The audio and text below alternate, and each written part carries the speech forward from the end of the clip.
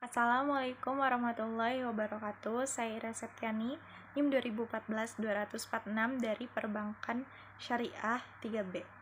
Di sini saya akan menjawab 4 pertanyaan kuis dari bank dan lembaga keuangan syariah. Yang pertama, sejarah asuransi syariah di Indonesia. Asuransi pertama syariah yang berdiri pada 5 Mei 1994 yaitu PT Asuransi Tafakul Keluarga yang bergerak di bidang asuransi jiwa syariah. Diresmikan oleh Menteri Keuangan pada saat itu Mar'i Muhammad dan mulai beroperasi pada tanggal 25 Agustus 1994. Sedangkan yang kedua PT Asuransi Tafakul Umum yang bergerak di bidang asuransi umum diresmikan oleh Menristek atau BPPT Profesor Dr. B.J. Habibie selaku ketua sekaligus pendiri ICMI dan mulai beroperasi sejak 2 Juni 1995. Semenjak itulah keduanya menjadi pelopor dalam industri asuransi dan menjadi terdepan di bidangnya.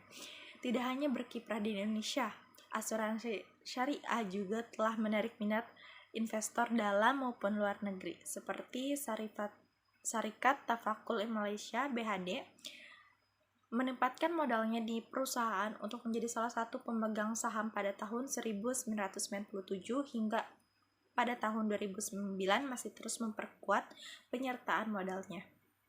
Pertanyaan kedua, produk yang tidak diperbolehkan dijalankan di BPRS.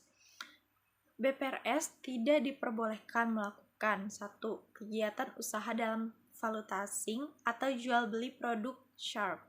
Kedua, melakukan penyertaan modal. Dalam hal ini, penanaman dana bank dalam bentuk saham pada perusahaan yang bergerak di bidang keuangan. Terus juga usaha perasuransian. BPRS tidak diperkenankan membuka produk asuransi sendiri, tetapi boleh bekerja sama dengan pihak asuransi lainnya. Alasannya, karena kegiatan BPRS lebih terbatas dibandingkan Bank Umum Syariah. BPRS tidak diizinkan untuk menerima dana simpanan dalam bentuk giro karena hal itu dilakukan dalam bentuk wadiah. Pertanyaan ketiga, prinsip operasional yang dilakukan lembaga keuangan syariah. Yang pertama, ta'awun, tolong menolong. Ini prinsip saling membantu sesama dalam meningkatkan taraf hidup yang dilakukan melalui mekanisme kerjasama ekonomi dan bisnis. Yang kedua, tijarah, bertujuan untuk mencari keuntungan. Yang ketiga itu menghindari ihtinaj. Ihtinaj itu upaya untuk menahan dana atau uang supaya tidak berputar. Perilaku ini tidak dibenarkan dalam Islam karena menyebabkan berkurangnya sumber dana untuk kegiatan ekonomi produktif. Hal tersebut dapat menyebabkan terhentinya kegiatan ekonomi.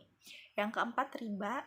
Yang kelima, prinsip lainnya seperti pembayaran zakat, prinsip keadilan, yaitu adanya pembagian keuntungan, terus juga prinsip transparansi, yang melakukan pelaporan keuangan secara terbuka dan berkesinambungan. Dan yang terakhir, universal, tidak membedakan suku, agama, ataupun ras dan golongan dalam masyarakat.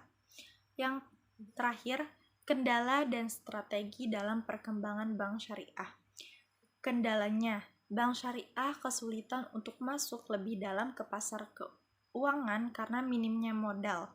Bank syariah dalam menjalankan kegiatan operasionalnya masih menggunakan deposit syariah atau dana mahal. Terus juga produknya kurang inovatif dan pelayanan kurang memadai. Pemahaman masyarakat masih kurang terhadap bank syariah juga. Strateginya, pemetaan baru secara lebih akurat dalam potensi pasar bank syariah, lalu pengembangan produk yang lebih beragam dan inovatif, menerapkan visi baru dan pencitraan yang baru meliputi aspek positioning, differentiation, dan branding, meningkatkan kualitas pelayanan yang didukung oleh sumber daya manusia yang kompeten, dan yang terakhir program sosialisasi dan edukasi masyarakat melalui komunikasi langsung maupun tidak langsung seperti media sosial, Instagram, Facebook, WA, dan lain-lain untuk memberikan pemahaman produk dan jasa bank syariah.